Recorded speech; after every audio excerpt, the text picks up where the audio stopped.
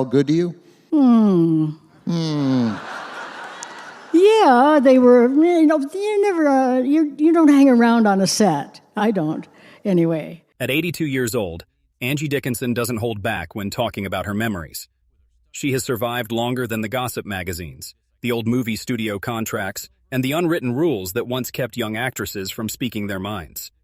Her career started at a time when one wrong move could destroy everything, and when the most powerful men on movie sets had almost complete control. One of those men was John Wayne, who was seen as Hollywood's symbol of strength and toughness. On screen, he was the steady, reliable lawman who always knew what to do. Off-screen, he was just as powerful, and sometimes his presence went from comforting to overwhelming. When Dickinson talked about filming Rio Bravo with him, she hinted at moments of tension, quiet intimidation, and the pressure of working with a legend who was used to getting his way. It was a side of Wayne that few people dared to talk about. For Angie Dickinson, walking onto the set of Rio Bravo in 1958 felt like entering a completely different world. She was in her late 20s, still trying to make her mark in Hollywood. Suddenly, she found herself face-to-face with the man who represented American movies for millions of people. By that time, John Wayne wasn't just a movie star. He was like a national monument, a living symbol of the tough frontier spirit who had already ruled the box office for decades. His voice, with its slow, careful way of speaking, could fill a room even when he spoke quietly. Crew members automatically moved out of his way. Conversations stopped the moment he walked by, as if the air itself changed to make room for him. From the very first script reading, Dickinson felt the weight of his reputation affecting every moment. Wayne was polite. He didn't need to be anything more than that, but there was nothing casual about how he acted. Every word, every pause seemed planned, and evocated. Wry conversation carried the quiet pressure of being judged. On camera, he played the protector, the unmovable force that audiences had loved for years. Off camera, that same force could be unsettling, almost overwhelming, especially for a rising actress who was still proving she belonged at that level. It wasn't just his physical size, though Wayne was taller than almost everyone on set. It was the way he carried himself with the confidence of a man who had never once questioned his place in the world. He had a way of looking directly at you during conversations that made it nearly impossible to look away, as though he was silently demanding your full attention and testing whether you could meet his gaze without backing down. For Dickinson, who had learned to deal with the unpredictable politics of television sets and supporting roles, this was something completely different. Here, the power structure was unspoken, but unmistakable. Wayne didn't have to raise his voice or give orders. His presence alone controlled the atmosphere. Yet there was something magnetic about him that Dickinson couldn't ignore. She could see how his confidence drew people closer, how his quiet authority seemed to earn loyalty without him ever asking for it. But underneath that charm, she sensed something less forgiving, a kind of stubbornness that wouldn't bend, as if giving up even the smallest bit of ground was unthinkable to him. She wondered what it would be like to challenge that, to push against the current instead of going with it. That question would be answered sooner than she expected, because the first real test of working alongside John Wayne came much faster than she could have imagined. Before Rio Bravo put her on the same stage as John Wayne, Angie Dickinson had been quietly building her reputation in Hollywood's competitive world. Born Angeline Brown in 1931, she grew up in North Dakota before her family moved to California.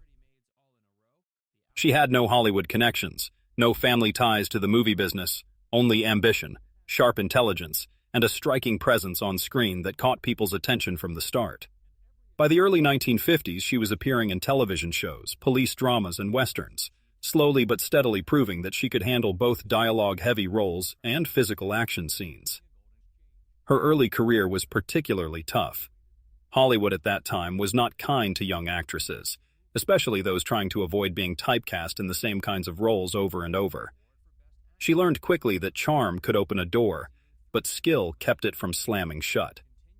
She worked tirelessly, often taking small parts in films that barely made any money at the box office, but each role became a stepping stone to something bigger. When director Howard Hawks noticed her, it wasn't because she had been aggressively chasing him for work. It was because she had been consistently good in everything she appeared in. Hawks, known for his sharp instincts about actors, saw in Dickinson a rare combination of beauty and quick wit that could hold its own opposite a star like John Wayne. But being chosen for the role was only the first challenge. The Hollywood casting system was ruthless, and Dickinson knew that a role opposite Wayne was both a gift and a trap. On one hand, it offered instant credibility and respect. On the other hand, it meant she would be walking into a spotlight dominated by a man who had been shaping the Western movie genre for decades. There would be no easing into this part gradually. Her character, Feathers, wasn't just a romantic interest for Wayne's sheriff. She was written as sharp-tongued, independent, and capable of matching him in conversation at every turn. That meant Dickinson would be expected to hold her ground in more ways than one. There was also the unspoken expectation, and of surviving Howard Hawks' famously demanding sets. Hawks wasn't a screamer, but he was extremely detailed and precise. He might run multiple takes not because the actors were doing poorly, but because he was searching for a certain rhythm, a subtle shift in how lines were delivered, a natural exchange that felt alive and real. For Dickinson, this meant pressure would come from two directions: Hawks' constant refining and Wayne's towering presence on set. Even before filming began, she sensed that this combination would push her further than she had ever gone before. The whispers from other actors didn't help either. People who had worked with Wayne over the years spoke in vague terms about his strong personality, a phrase that could mean anything from good-natured stubbornness to outright dominance. Some praised his generosity and his tendency to help younger performers learn their craft. Others hinted that he had little patience for hesitation or mistakes. Dickinson, who had a naturally direct personality herself, wondered which version of Wayne she would encounter. The only thing she knew for certain was that Rio Bravo would not be a job she could coast through. It would be a test of endurance, chemistry, and sheer willpower. That test began the moment she stepped onto the dusty, sun-baked set for her first scene with Wayne.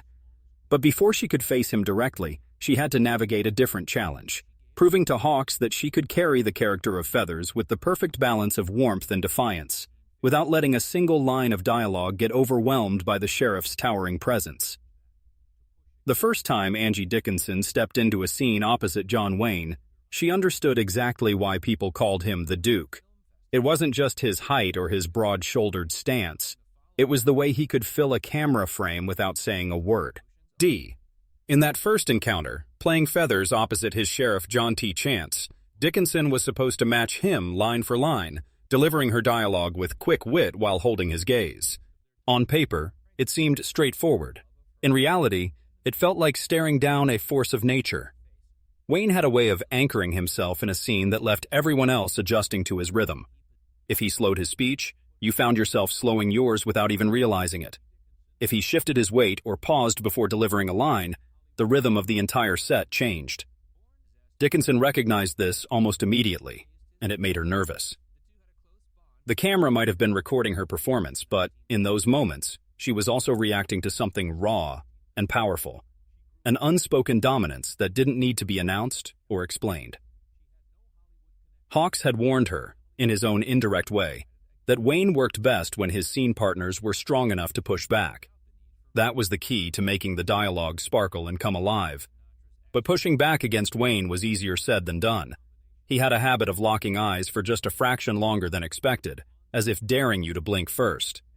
Dickinson found herself extremely aware of every movement, every change in her voice, knowing that even the smallest mistake could break the illusion Hawks wanted to create.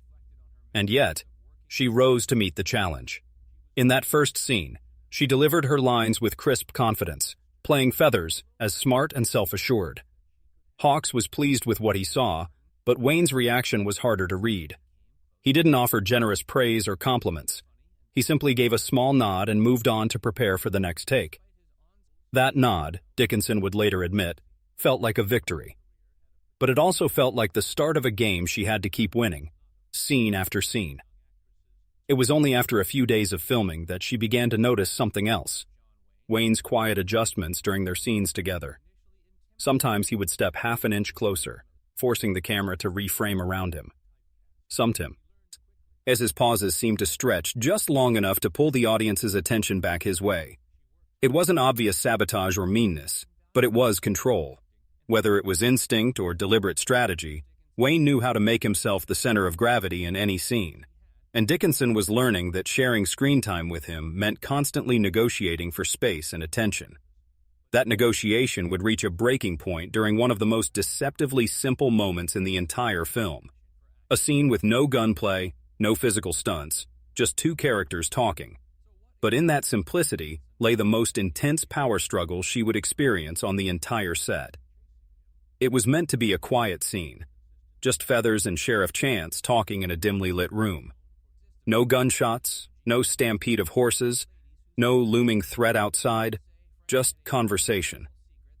But Howard Hawks knew that the most revealing moments in Rio Bravo would come not from action sequences, but from the pauses between words, the unspoken communication between characters. For Angie Dickinson, this was supposed to be a chance to deepen her character's connection to Wayne's. Instead, it became an unexpected test of endurance and willpower.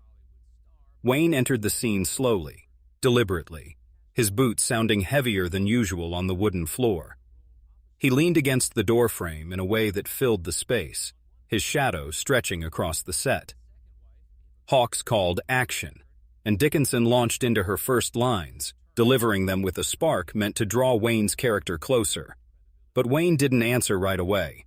He let the silence breathe too long, much longer than what was written in the script. The pause wasn't supposed to be there, and Dickinson could feel the weight of it pressing against her timing and rhythm. It was subtle, almost impossible for anyone not actually in the scene to notice. But to Dickinson, it was like running into an invisible wall. She had to decide in that instant whether to follow his lead and slow down the rhythm of the scene, or to push the dialogue forward and risk breaking the tension Hawks was trying to create. She chose to push forward. Matching Wayne's unwavering stare, she delivered her next line a fraction sharper, with an edge that made Feathers seem more defiant than flirtatious. That decision shifted the entire dynamic of the scene. Wayne responded, but his characteristic drawl became thicker, more pronounced. His posture relaxed just enough to suggest he was in control without having to prove it obviously. They were no longer just playing characters from a script. They were two actors testing each other in real time, each trying to hold their ground. Hawks kept the cameras rolling, sensing something electric and alive in the exchange that went beyond what was written on the page. The final cut would capture that charge and tension, though audiences would never know about the silent duel happening beneath the dialogue. When Hawks finally called cut, Wayne gave Dickinson a half smile that was hard to interpret. It wasn't quite approval, and it wasn't quite a challenge. It was a look that seemed to say, "You held your ground this time." But the emphasis on "this time" lingered in the air. Dickinson understood that every shared scene from now on would have its own subtle negotiations, its own unspoken contests over who commanded each moment. That understanding would prove vital in the weeks ahead, when the stakes on set grew higher, not because of anything in the script, but because the physical demands of the production would push both actors to their limits. And in those conditions, Wayne's dominance would take on an entirely different form. If the dialogue scenes had been mental sparring matches, the action sequences in Rio Bravo presented their own kind of trial. Angie Dickinson was no stranger to demanding film sets, but this was different. This was a Howard Hawks Western in the late 1950s, which meant practical stunts performed by the actors themselves, long hours working in desert heat, and little tolerance for anything less than authentic movement on screen. The horses were real and unpredictable, the guns were heavy, and dust hung in the air long after cut was called. One of the most challenging sequences for Dickinson involved a ride into town where Feathers was supposed to move with a confidence meant to rival any cowboy on screen. The trouble was that Dickinson's experience with horses was limited, while the production expected her to handle them with natural ease. Wayne, a seasoned rider who had spent his entire career in the saddle, seemed effortlessly at home on horseback. But his comfort and skill had an unintended side effect. It made Dickinson's nerves and inexperience stand out all the more clearly. The first time they rehearsed the riding scene, Wayne offered a few short pieces of advice in his deep, steady voice. "Sit straight," he told her. "Don't let it look like you're holding on for dear life." It was meant as helpful guidance, but the way he delivered it felt closer to giving orders or instructions. He wasn't being cruel or mean-spirited, just blunt and direct. But in the heat of the moment, with the entire crew watching and waiting, Dickinson felt that familiar pressure return. This wasn't just about getting the shot right for the movie. It was about proving she could belong in the same frame as Wayne without looking out of place or amateur. During one take, her horse jolted unexpectedly, and Dickinson managed to keep her balance, tightening her grip on the reins without breaking character or showing fear. Wayne noticed the near mishap immediately. Without missing a beat in his own performance, he adjusted his horse. He's positioned to shield her from the camera's view, subtly covering her moment of difficulty. It was a small act that could be interpreted in different ways, as protective and helpful, or as a reminder that he was still the one in control of every situation. These kinds of moments built up over the course of the shoot. Sometimes Wayne's dominance felt like mentorship, a steadying influence that helped Dickinson grow more confident in her role and more comfortable with the demanding physical aspects of the production. Other times it felt like a quiet assertion of hierarchy, an unspoken truth that no matter how strong her performance became, the Western genre belonged to him. Hawks never stepped in to balance that dynamic. If anything, he seemed to enjoy it, knowing that the underlying tension made the chemistry between Feathers and Chance more believable and compelling on screen. By the time the production moved into its final weeks, Dickinson had learned to navigate the fine line between cooperation and competition with Wayne. She had figured out how to hold her own without directly challenging his authority, how to make her character strong without overshadowing his. But the most revealing moment of their entire working relationship was still to come. A behind-the-scenes exchange that decades later she would describe as the clearest glimpse into who John Wayne really was when the cameras stopped rolling. It happened late in the filming schedule, long after the novelty of working alongside John Wayne had worn off, and the rhythms of the set had settled into something almost comfortable. By this point, Dickinson knew the sound of the crew's boots on the wooden planks that made up the town set. She knew the scent of dust and leather that clung to all the costumes, and she had learned to recognize the way the entire set seemed to shift and change depending on Wayne's mood. The day's filming had run over schedule, and the crew was working under fading afternoon low, to capture a few last shots before they lost the sun completely. Dickinson, tired but still sharp and focused, had just finished a scene that required both a precise series of movements and an emotionally steady delivery of her lines. Hawks called cut, and most of the crew immediately moved into their well-rehearsed routine of resetting the lights and props for the next setup.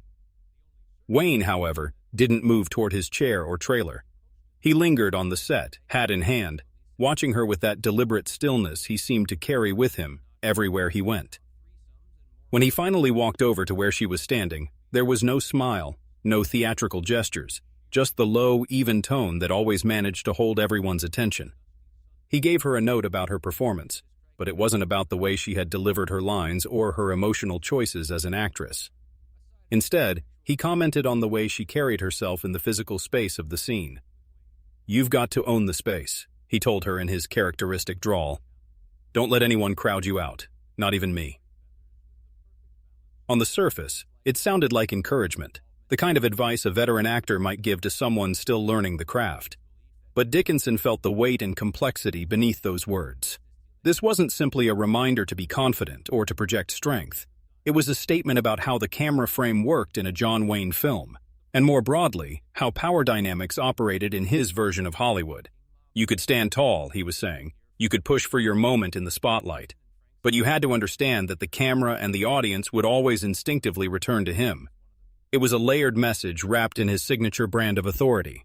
Wayne was telling her to respect the frame and fight for her place in it, but never to forget who the frame was ultimately built for. T was a rare moment of openness from Wayne, though still delivered through his characteristic lens of quiet dominance. He wasn't offering true equality or partnership. He was extending something else, a recognition that she had proven herself worthy of standing beside him, tempered with a clear reminder that his position at the center of things was not up for negotiation. There was no bitterness in his words, and no obvious boasting or ego. It was simply the reality of how Hollywood operated in his era, at least from his perspective. In his mind, this was the natural order of things, the way the movie business had always worked and always would work. Stars like him were the foundation that everything else was built around, and everyone else, no matter how talented, had to find their place within that structure. That exchange stayed with Dickinson for years afterward. When she reflected on it decades later, she admitted it was the clearest insight she had ever gotten into Wayne's mindset and worldview. He wasn't deliberately trying to diminish her or make her feel small. In fact, he seemed to genuinely respect her resilience and her ability to hold her ground under pressure. But he moved through the world with an unshakable certainty that he was the center of it, that everything and everyone else revolved around him. And that certainty shaped every interaction he had, both on screen and off. It was the same magnetic self-assurance that drew audiences to him in theater after theater. It was the same gravitational pull that made his co-stars constantly fight to maintain their place in the frame, to avoid being pulled into his orbit completely. In the end, that off-camera conversation gave Dickinson the answer to a question she had been asking herself since the first day she stepped onto the Rio Bravo set. Could she truly stand as an equal in the eyes of a man like John Wayne? The answer, she realized, was both yes and no. Yes, she could earn his respect and hold her own in scenes with him. Yes, she could deliver a performance that complemented his without being overshadowed. But she could only do these things if she carried that same unflinching self-belief that Wayne possessed, even when working within a system where the frame, the story, and the legend itself belonged to someone else. She had to be strong enough to claim her space without expecting the space to be freely given. Angie Dickinson's time on Rio Bravo became more than just another career milestone or another credit on her resume. It was a masterclass in presence, power, and survival during Hollywood's golden age. John Wayne was exactly as commanding and dominant as his legend suggested, and working beside him meant learning to hold her ground without losing her voice or her individual strength as a performer. The experience taught her lessons that would serve her throughout the rest of her career. Decades later, when Dickinson reflected on those weeks of filming, her memories revealed both the awe and the unease of that experience.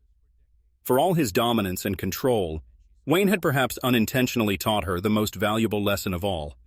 In a world built around larger-than-life figures, around legends who seem to take up all the available space, the only way to last and thrive is to become something of a legend yourself. You have to develop your own gravitational pull, your own unshakable center, while learning to work within systems that weren't designed with you in mind. The film Rio Bravo went on to become a classic, remembered for the chemistry between its leads and the natural, lived-in quality of their performances. Audiences could see the spark between Wayne and Dickinson, the way Feathers could stand toe-to-toe with Sheriff Chance without losing her femininity or strength. What they couldn't see was the real-world negotiation that made that on-screen dynamic possible, the careful balance of respect and resistance that Dickinson had to maintain every day on set. In many ways, her experience with Wayne represented the broader challenges facing actresses of her generation. They had to be strong enough to hold their own opposite major stars, skilled enough to elevate the material they were given, and resilient enough to maintain their own identity within a system that often seemed designed to diminish them. Dickinson not only survived that test, but thrived within it, carving out a space for herself in film history while working alongside one of its most formidable figures. Looking back, it's clear that both actors brought out something special in each other. Wayne's legendary presence pushed Dickinson to dig deeper and find reserves of strength she might not have known she possessed. And Dickinson's intelligence and resilience gave Wayne something to play against, a scene partner who could match his intensity without trying to copy his style. The result was a film that captured something real and electric about the dynamics between strong-willed people, even when those dynamics were complicated by power, ego, and the peculiar pressures of making movies in Hollywood's golden age.